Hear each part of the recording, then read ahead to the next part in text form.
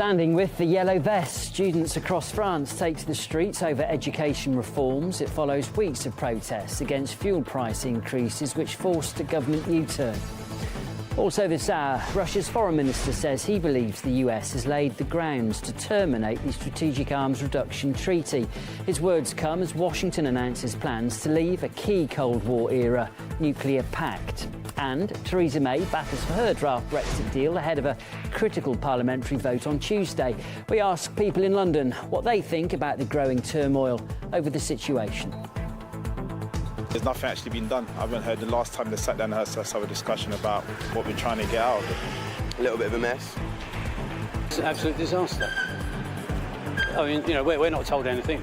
What the Prime Minister says is, oh, it'll all be all right tomorrow, but I don't believe her.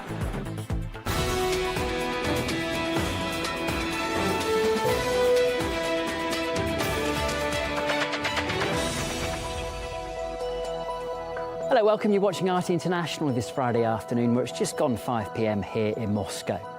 Now, students across France are protesting against the government's education reforms, forcing more than 150 schools to close.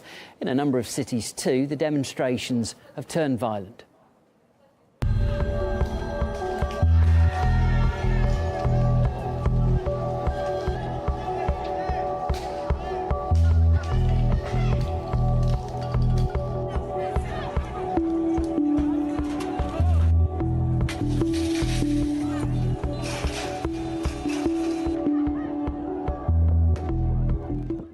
Meanwhile, French MPs have slammed as unacceptable and humiliating the police treatment of student protesters on Thursday. That after video emerged of detained students in the suburbs of Paris being forced onto their knees.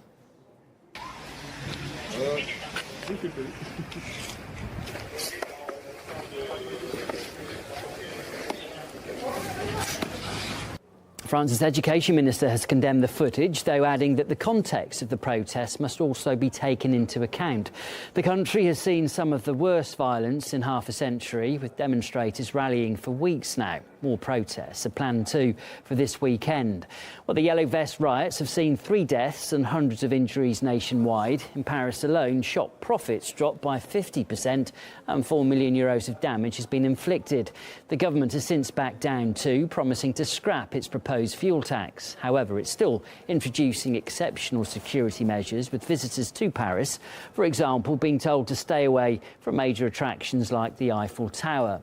In an interview, the French Prime Minister said that the government will deploy a dozen armoured vehicles to ensure the protests remain peaceful on the streets of Paris.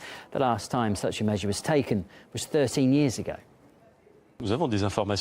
We have information about a great number of individuals who are coming to Paris not to protest peacefully, but to confront, to attack the forces of law.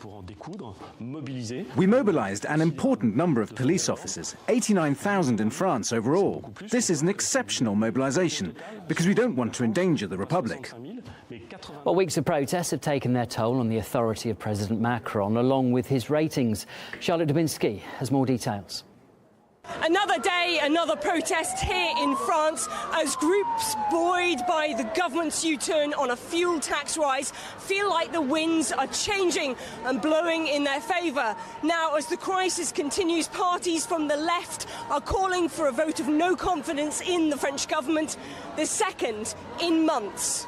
A vote of no confidence, as is clear from the name, means that we tell the government you are going in the wrong direction.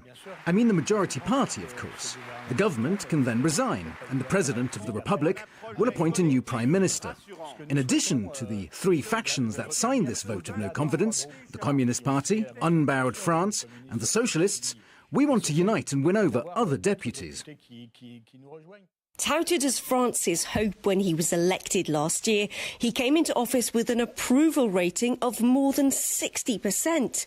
But he's gone from Jupiter to jeers, with the latest polls showing his popularity has crashed. Labour will be freed, companies will be supported, initiative will be encouraged.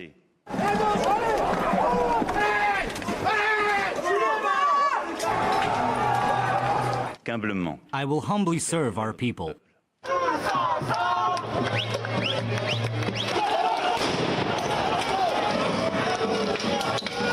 French men and French women who feel forgotten will be better protected.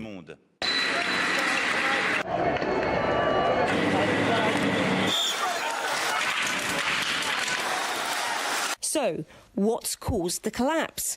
As well as implementing a vast range of unpopular reforms that have led to him being labelled the president of the rich, he's also known for his loose tongue and perceived arrogance. He told army generals, "Je suis votre chef." After a dispute over spending cuts. The head of the French armed forces soon quit, and he would be far from the last to abandon Macron's camp. The president even told pensioners that France would be better off if people stopped whining after being harangued by voters worried about pension cuts. The only thing we don't have the right to do is complain. The president may have hoped the U-turn on fuel tax hikes would have quelled the anger, but it hasn't. It only seems to have intensified it, with truckers, farmers and students now taking their concerns to the streets. Protesters here are calling for Macron to resign.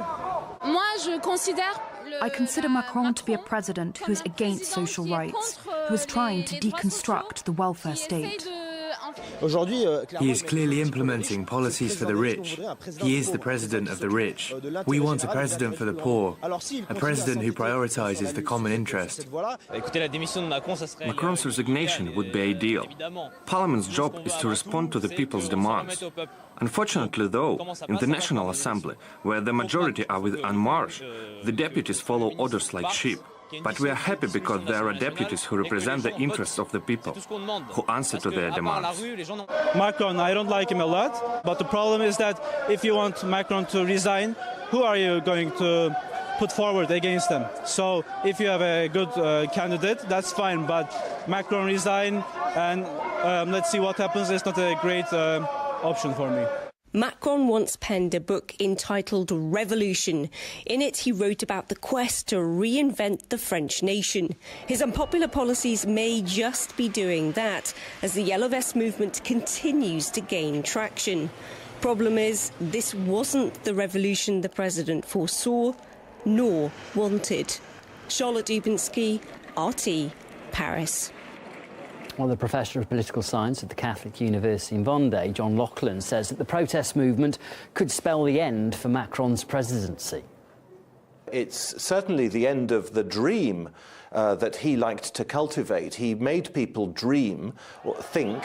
He made people think and dream that change could take place without difficulty, and that because he was new and a new person and a new party, that everything would suddenly get better. Emmanuel Macron, like his two predecessors, has absolutely no new ideas. He remains wedded to policies that have failed now for many decades in France: high tax, high spending, European policy, relaxed policy on immigration. All the costs of these things add up. And spending is out of control, and so taxes keep going up higher and higher, and people have had enough. In other news, Donald Trump has tweeted his agreement to remarks by Beijing, expressing optimism a trade deal between the two countries is achievable in 90 days. In the next 90 days, China and the United States will carry out negotiations on important issues relating to each side's concerns and make an effort to reach a consensus, with the ultimate goal of removing all the increased tariffs. This will be done in accordance with the principles of mutual respect, equality and mutual benefit. The positive remarks do come despite continuing fallout over the arrest in Canada of the chief financial officer and daughter of the founder of the Chinese smartphone giant Huawei. She's now facing extradition to the US over an alleged violation of sanctions on Iran. China's demanding her immediate release, though, and called the detention a violation of human rights. Nikki Aaron has more on the story. Well, there was a sigh of relief when the US president and his Chinese counterpart agreed to a temporary truce to their trade spat last weekend. But while December the 1st may have been dinner diplomacy in Argentina, at the same time, the US was making moves which would take relations to new lows. It involves one of China's leading telecoms firms, Huawei, the jewel in China's enviable tech industry. And this is the CFO of that company, Meng Wanzhou, who also happens to be the daughter of its founder. She was taken into custody by Canadian authorities on the very same day that Xi Jinping and Donald Trump were giving the impression that better times were on the cards for their bilateral relations. Well, Meng now faces extradition to the US, and while US authorities have not revealed the motives behind the arrest, there are reports that the company is suspected of potential violations of US sanctions against Iran. The response from Beijing has been stern. We demand an explanation for the detention and the person's immediate release. Detention without providing any explanation violates the human rights of the detainee. Rewind to less than a week ago. Trump had claimed that a trade deal was in the works and that relations had taken a big leap forward. But that was followed by a tweet insisting that if an agreement wasn't reached, it's important to remember he's a tariff man.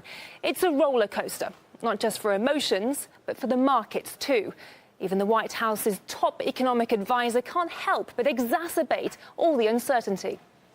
I think it's coming. Okay, and I'll well, tell you why. He already told us. What? Give us some details. Well, it hasn't been signed and sealed and delivered yet. And adding to all the confusion is the proposal of this 90-day truce, a period that's supposed to be used to ramp up dialogue and attempt to mend the rift between the two sides. Yeah, Aaron there. Well, we spoke to the economics professor, Richard Wolff, who believes that volatile relations between China and the US are bad for the world as a whole. There is the crazy up and down of the tensions with China. One day we're on the verge of a breakthrough. The next day we're threatening one another again. The next day we're friends. The next day we arrest an executive in Canada. And the biggest problem about all of that is the uncertainty. This kind of crazy uncertainty may be good politics for him, but it strangles up the economic lifeblood of the United States. Let's be clear what's being done here. If the United States wants the rest of the world to behave according to what we want, we are inviting every other country to put sanctions on whoever they don't like. And then we won't be able to trade with anybody for fear that some government somewhere is going to punish us, arrest our executives. This is a kind of nationalism gone crazy, and that is worrying both American investors and the rest of the world. The UK is gearing up for one of the most crucial parliamentary votes in the country's modern history. Parliament confronted Prime Minister Theresa May during a 5-day debate on whether to vote through the draft Brexit deal on Tuesday. And there seems to be a mix of confusion, panic and also anticipation among the British public on the issue, as RT's Anastasia Chorkina reports. Brexit, from a people's vote to a nation's headache. It's a ticking time bomb with just days to go before it goes off, which could potentially send the UK into more chaos and uncertainty. December 11th will be make or break day for the British Prime Minister. A panicked guessing game about what outcomes are likely to follow have reached boiling point in the UK. The House of Commons will vote on whether or not to give a green light to the plan Theresa May has been pushing through like a cupcake through a keyhole. The stakes are higher than ever. Days of fiery Brexit debate have been rocking Parliament ahead of the meaningful vote. The deal before us would make our country worse off. Our country would be better off remaining in the European Union than exiting on the basis of this deal. I've got no stake in this government anymore. Is it time that the Prime Minister took responsibility for concealing the facts? It is a paint and plaster pseudo-Brexit. The choice before Parliament is clear. This deal, no deal, or the risk of no Brexit. Where Tuesday's vote leads is anyone's guess. If May suffers a major defeat, developments like a hard Brexit, a no-deal Brexit, a vote of no confidence against the Prime Minister, a general election, a second referendum, and even no Brexit at all are all being mulled over, while the British public grows weary of the uncertainty. So this is madness. Disaster. Brexit, mate. A little bit of a mess. Isn't that really going the way it should be? It's getting very messy. It sounds like it's doomed, to be honest with you. Never heard of it. I'm sick to death of hearing about it. Absolutely fed up now, yeah. Can we change the subject? Yes, please. Give us a little break. I think it's been covered a bit too much because there's nothing actually been done. It's just a lot of speculating, talking. Every single day, all the time. Brexit, but nothing. It's sick to death. Everybody's sick to death of it. I'm not sick of it. I'm very interested in it. How's it going? It's going disastrously. They don't make it very clear. They seem to be very confused. I think nobody knows quite what's going on. Because it just sounds like they don't know what they're doing, to be honest with you. I think everything is a little bit uncertainty. I don't think it's affecting anyone yet, so it doesn't feel real. It's going to go on forever if we're not careful. I hope it doesn't happen. So we go back to square one, how it was before. We should have got out straight away instead of faffing about for 2 years. Meanwhile, words like chaos, panic, and meltdown, all too common in newspaper headlines these days, have been adding fuel to the fire as the UK reads tea leaves and bites its nails. Anastasia Churkina, RT, London. Now, Germany's ruling party is about to vote on who will replace Angela Merkel as their leader. We'll have a look at that story, plus others too, in a couple of minutes.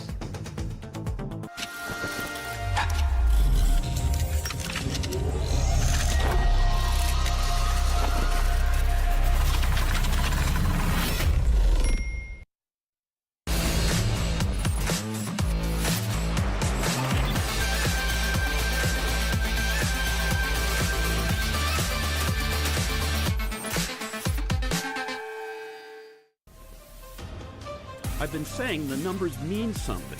They matter. The U.S. is over $20 trillion in debt. More than 10 white-collar crimes happen each day. 85% of global wealth belongs to the ultra-rich, 8.6%. Markets saw a 30% rise last year, some with 400 to 500 trades per second. And Bitcoin rose to $20,000. China's building a $2.1 billion AI industrial park. But don't let the numbers overwhelm you. The only number you need to remember is one. One business show you can't afford to miss. The one and only Boom Bust.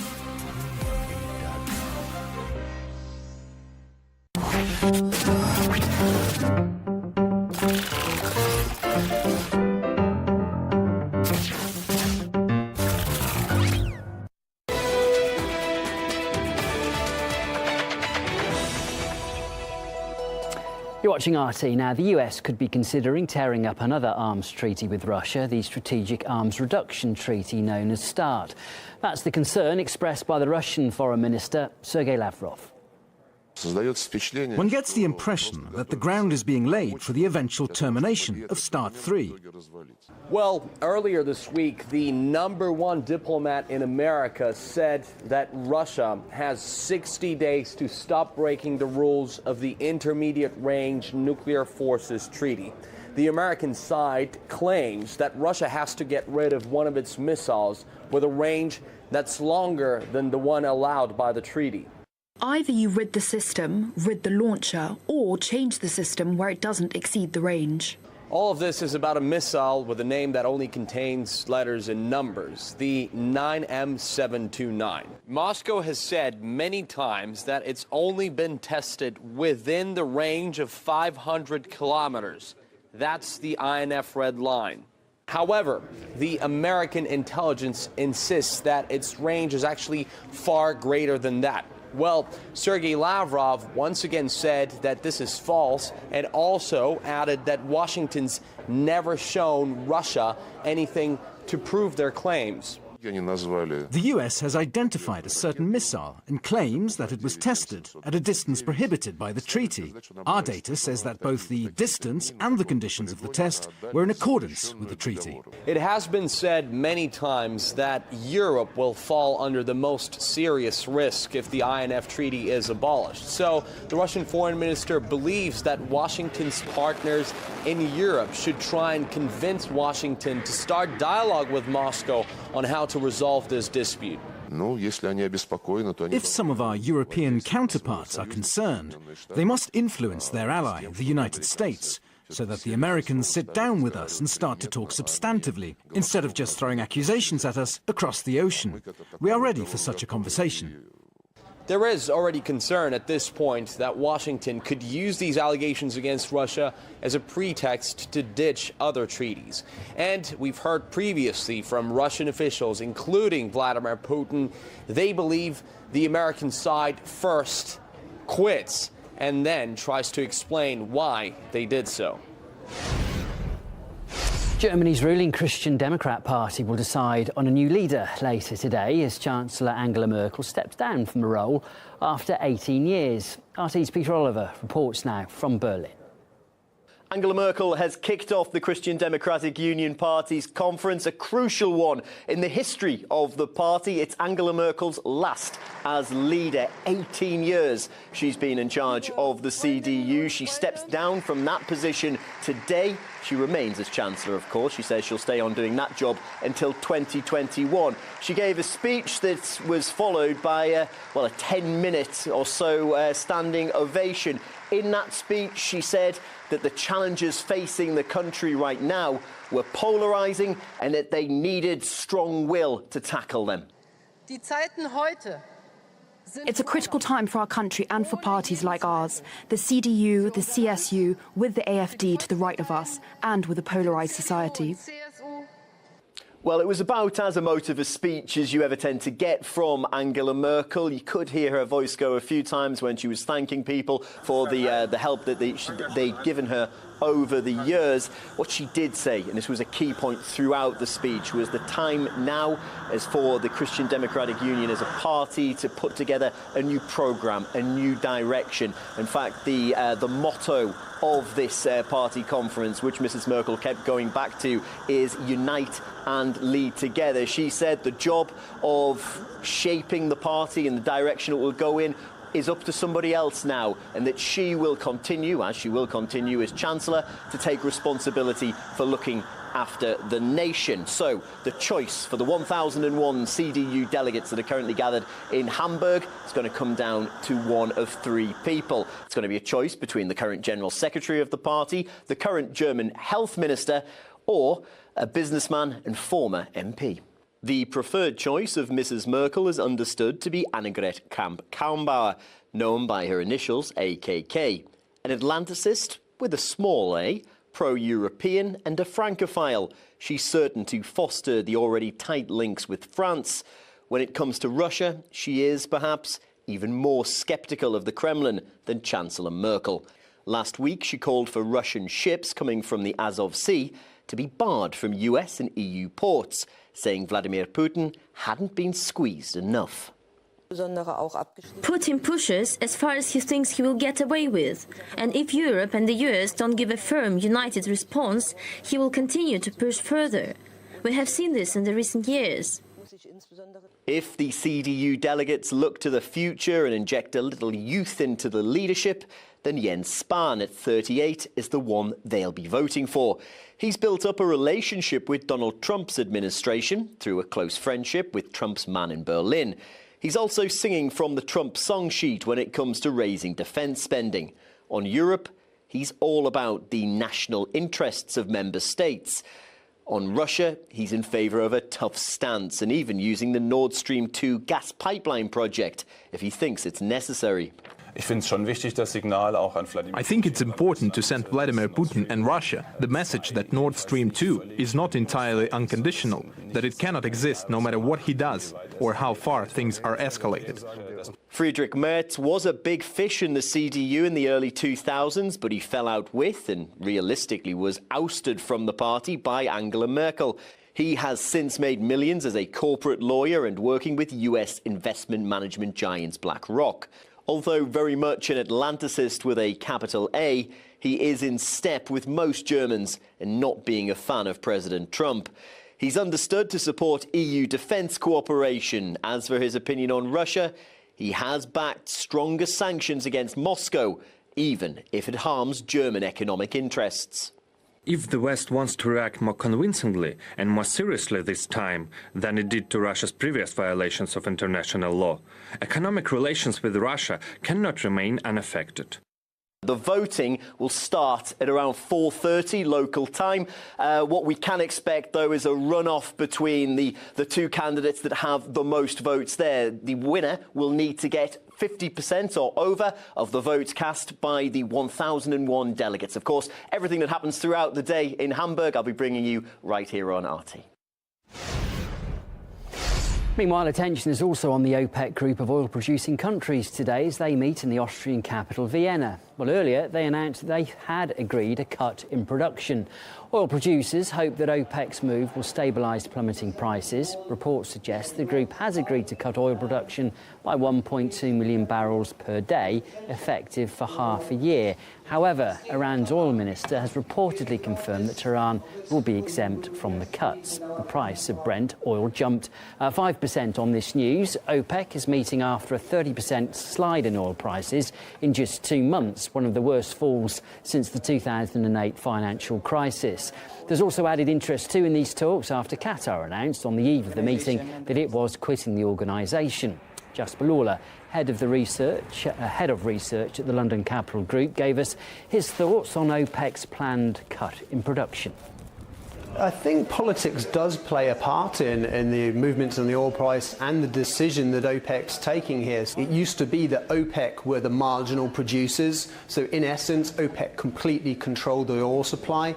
These days Russia and the US do as well. Russia's partnering with OPEC, the US isn't. So we have various marginal producers, and I think that's why there's a lot of volatility in the market.